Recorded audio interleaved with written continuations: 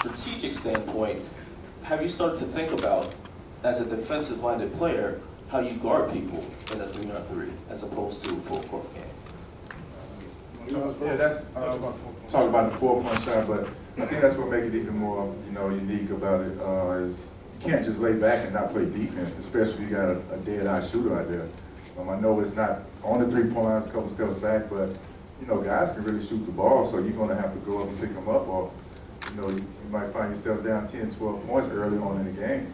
So I think it's cool to have that 4-point shot. And 3-on-3 will be a little tough to defend, but at the same time, we're former NBA players, and we'll figure it out. That's how you play basketball. You get out there and you figure it out.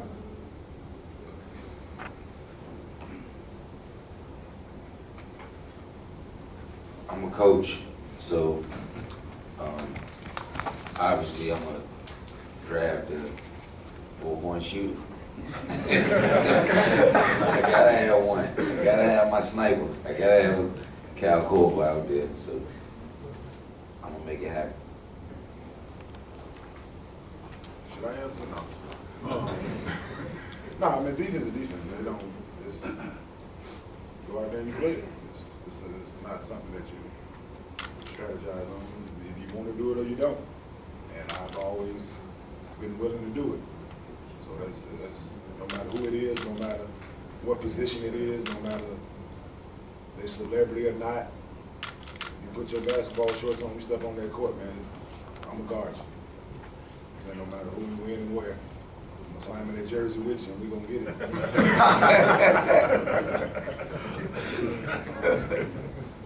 Any other questions? Yeah. What's going on, guys? Alan, you're my hero, man. Just want to say that first off. Over here. All right, my question's for Cube, Jeff, and Roger. So it's a two-part question. Are we going to be in venues like MSG or the United Center? And the second part is, why'd you guys choose 1st to 60 rather than just like a standard 20-minute half or time clock? Yeah, we plan on playing in some of the biggest arenas in the world. That's what these guys deserve, and that's our job is to provide that stage. We felt the game, since we're trying to do 4 games in one night, that we don't want a 4-hour night. You know what I mean? We want people to get in, enjoy this basketball, and enjoy the rest of their day. So we just didn't want games to 100. We felt like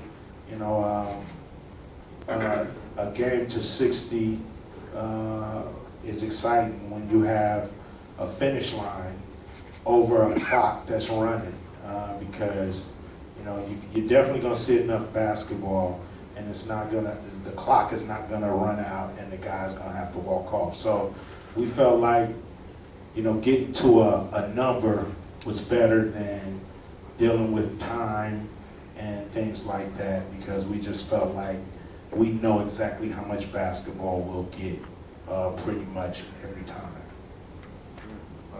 Raj? Yeah, I mean, I would add on to what Cube said. Obviously, we're all used to playing in certain arenas, and that standard is not going to dip down at all.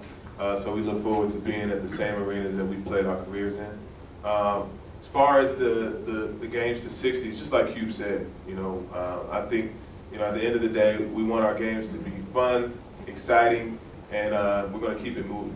It's not going to be a long, drawn-out thing. It's going to be exciting basketball, and you'll have a chance. A fan can buy a ticket and watch 4 games and a great halftime show, and move on with their day. We are running simulations to make sure that the 60 points is appropriate. We think it is the first year, and we also don't know how the players, player captains, are going to, what their strategies are going to be. So it's going to be interesting to see how it plays out. In terms of the arenas, we do want the best facilities, both for players and fans.